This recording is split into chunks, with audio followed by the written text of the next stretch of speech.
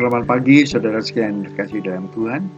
Selamat bertemu dalam Sapa Pagi hari ini, Selasa 18 Juli 2023. Saudara, Sapa Pagi hari ini saya beri judul Frustasi Keluarga.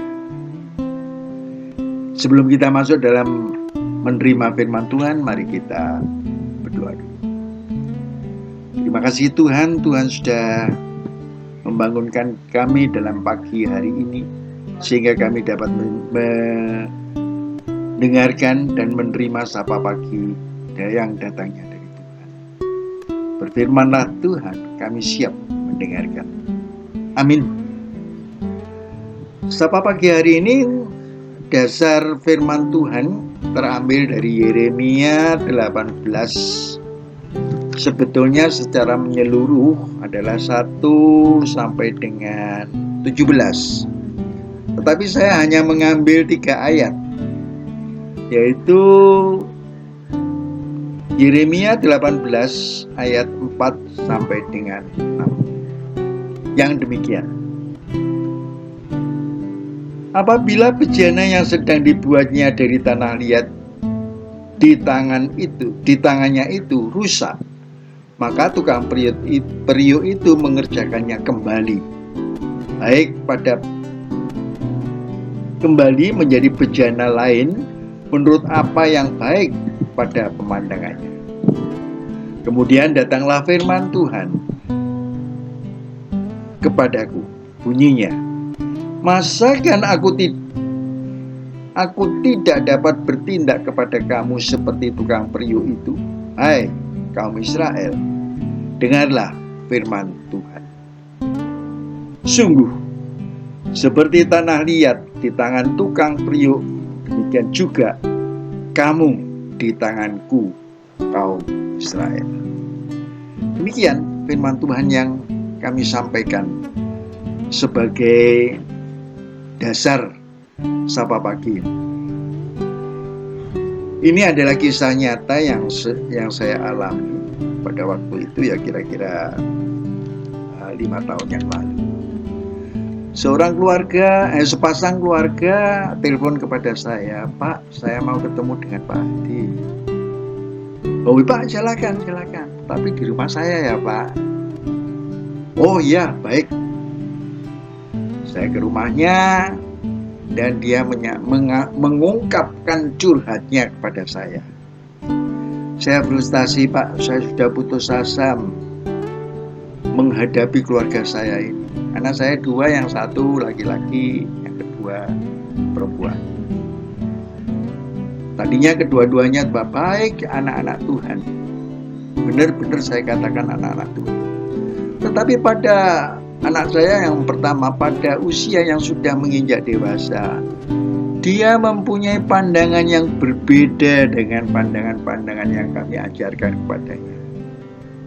Dia mempunyai seorang teman yang menganut kepercayaan lain, yang menganggap bahwa tidak perlu kita bertuhan, tidak perlu kita berdoa pada Tuhan, tidak perlu kita membuat pergi ke gereja dan lain sebagainya. Yang penting adalah saya berbuat baik.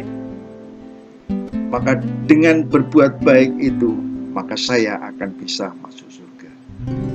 Oh begitu, iya Pak. Yang disampaikan anak saya begitu. Bisa saya kenalan dengan anaknya? Bisa Pak. Dipanggilnya X anaknya itu. X, kenalkan ini Pak Hadi.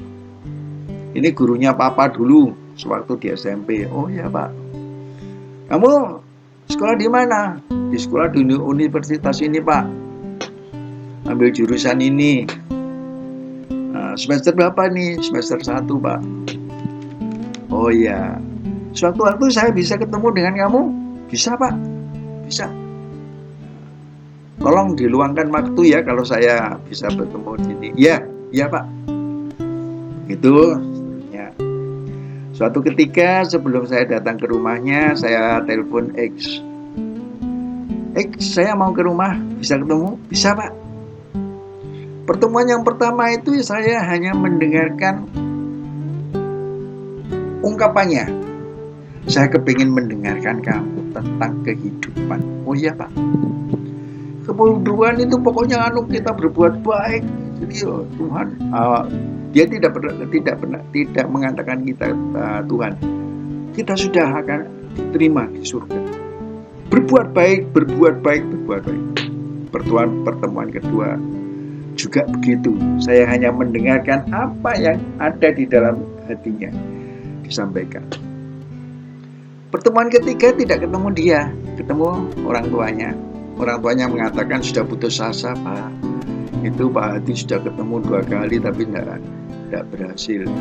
Belum Pak, saya gitu. Saya belum menyerah. Dengarkan firman Tuhan ini. Saya bacakan dari Yeremia dan saya tandaskan saya garis bawahi pada ayat 4 sampai dengan 6. Oh begitu tak Pak? Iya, kita berserah pada Tuhan. Oh iya, sebelum saya pulang saya ajak mereka berdua untuk berdoa. Setelah itu, setelah saya pulang, terus pertemuan yang ketiga saya juga masih tetap mendengarkan apa yang menurut pendapat dia berbuat baik itu yang bagaimana. Sampaikan.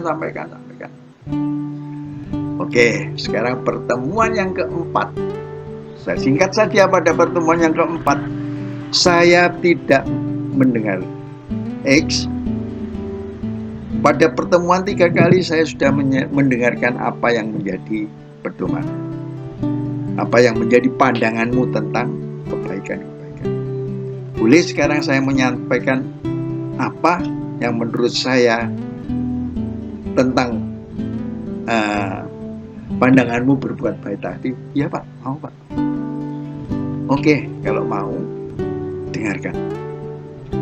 Apa yang kamu perbuat untuk berbuat baik itu sebenarnya sudah diajarkan Yesus Kristus sejak dulu kepada orang Kristen. Melongo dia, loh, iya tak Pak? Iya. Sejak dulu sudah disampaikan, ditunjukkan bahwa ya harus berbuat baik itu diajarkan oleh Tuhan Yesus. Mantuk ya. Renungkan ya. Ini bacaannya, saya beri bacaan. Nanti renungkan. Bacaannya adalah otomatis dari Injil ya. Sekian banyaknya Injil itu saya buat. Dari ini bacaan ini kan Tuhan sudah menunjukkan berbuat baik.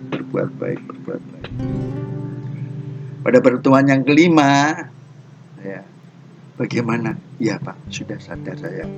Lalu bagaimana saya seharusnya? Kamu harus mengajukan diri untuk mau bertobat di hadapan Tuhan melalui pendetamu. Oh iya Pak, ya. Dah saya pulang, kemudian beberapa hari kemudian saya ditelepon oleh ayahnya. Pak, hari ini saya mau ucapan syukur Pak. Datang ya Pak. Oh ya. Nah pada ucapan syukur itu dinyatakan bahwa inilah Bapak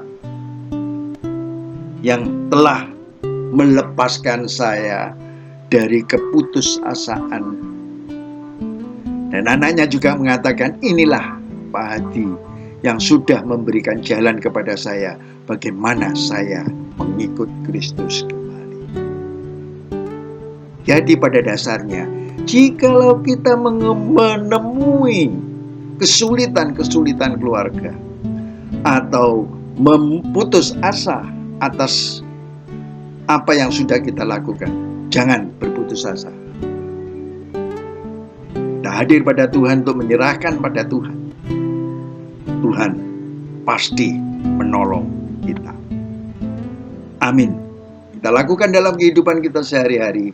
Tuhan pasti memberkati.